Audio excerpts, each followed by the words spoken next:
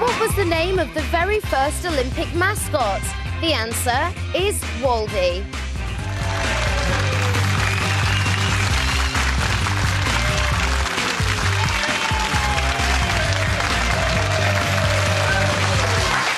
Yeah, Waldy, I think you'd pronounce it Voldy. The Dachshund was the first ever Olympic mascot, very popular in Bavaria. Possessed qualities which are indispensable to an athlete: resistance, tenacity and agility.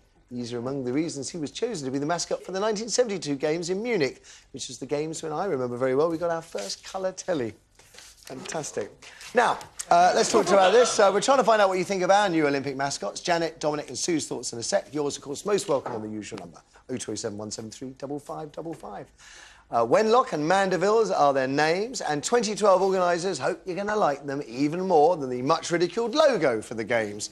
A gold medal-winning bargain, a snip at just £400,000.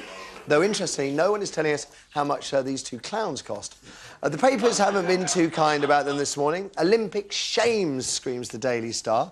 And they do look a bit of a cross between Mike off Monsters, Inc. and Sonic the Hedgehog.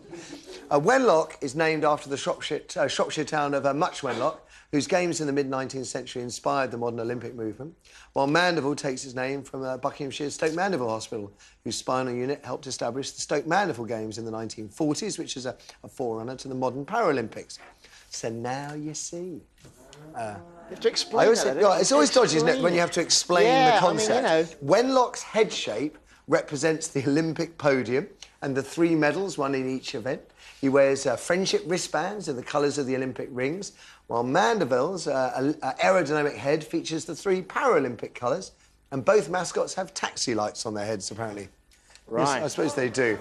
I'll be honest, they don't do much for me, but then, if I'm honest, neither did any of these from previous games. In fact, I don't recognise any of them. As I said earlier, no one's saying how much they've spent on these mascots, but organisers are hoping, Sue, they're going to generate £70 million in merchandising. So it's worth it in the end? But they're horrid, aren't they? I'd rather they had a Teletubby. You get Lala and put a little Union Jack round it. It's interesting you say that, because the Teletubbies I got straight away. Simple, colourful, funny noises. Funny little voices. These are too complicated. I honestly can't. I just think they're ugly too. That one-eyed thing. It's not encapsulate sport. I never thought I'd say this, but having seen them, I now think the logo is really, really good. That is depressing. Yes, yes. Do you think they'll appeal to kids? Well, I think they probably will appeal to kids. I read here that they're the product of a London-based creative agency called Iris, whose clients include Wonder Bra and Argos. I don't know. So is that why you've got an iris in the centre of them, one eye, or is that a CCTV They're not thing? really for us, are they?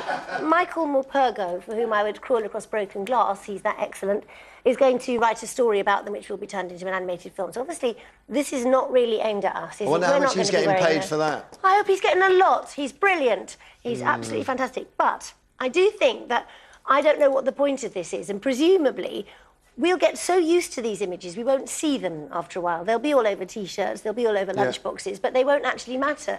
So in a way, it's better to have an image that you can dismiss than one that you get so fond of that it's only ever associated with this. Okay. Like the Olympics, it will go. It will be part of that time. I don't think people are familiar with Olympic mascots, as you said. I don't recognise any of the past ones. Los Angeles, I couldn't tell you what the, The best one I remember was Athens, because they were so busy desperately trying to finish off the stadium that the afterthought was a finger bob.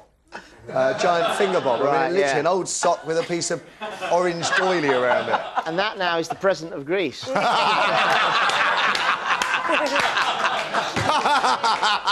Yes, let's throw it over to you guys at home, Kirsty. OK, we have John on line 2. Come on, John, you've got to see the positives here. What do you think of them, sir? Yes, good morning, Matthew. Morning. Yes, I think they look as though they were designed by Pablo Picasso having a bad day. Oh, right. Yes. Having a bad day, yeah. Do you like them? I mean, do you think kids will like them? There's nothing really that draws your eye or is an instant attraction. So I think they may have boobed on this one. Do you get the concept, or any of the concept? I mean, apparently the bodies are supposed to represent the last drops of steel that went into the building of the Olympic Stadium. I mean, that one went way above my head. Yeah, a 10-year-old would figure that out, eh? Well, yeah, surely probably they, right. Well, surely they should have Polish names for all the Polish people who built the stadium. Thank you, John. Let's have another. On line 1, we have Alex. Alex, good morning. Good morning, Matthew. Your programme is an excellent podium for public debate. Oh, thank you very much. What do you want?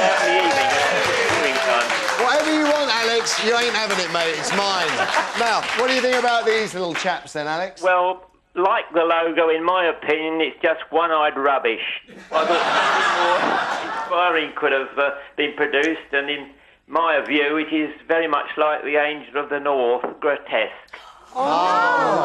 Now we're going to argue about that, because I quite like that. Anthony Gormley, you run up the A1. That is a magnificent piece of I art. think the problem is you can smell the committee on this, can't you? It's got so many elements of people not wanting to offend, wanting to include things, that it actually ends up a bit of a mess, like most things decided in committee. Thank you for the kind words. This is the last quick word from our audience. OK, next week's Nikki. So what do you think? Is it rubbish or is it OK? Well, I think it's rubbish personally, Bertie. Well, I'm looking at it, thinking it's something out of It's a Knockout. Can I just ask, is there anybody in the audience who likes them?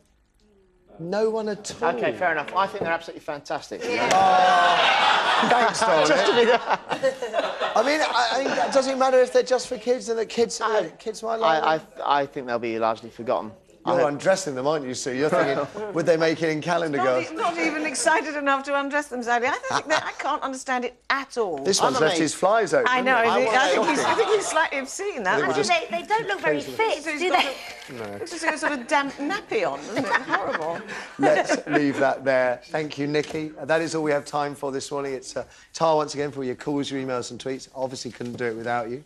And, of course, we couldn't have done it without Sue. It has been great to have you here. Thank you. You're invited back any time. And best luck with Calendar Girls. Bristol this week, Belfast, then Nottingham after that. And the full schedule's on our website. Janet and Dominic, cracking show. Thank you. Give it up for our panel, ladies.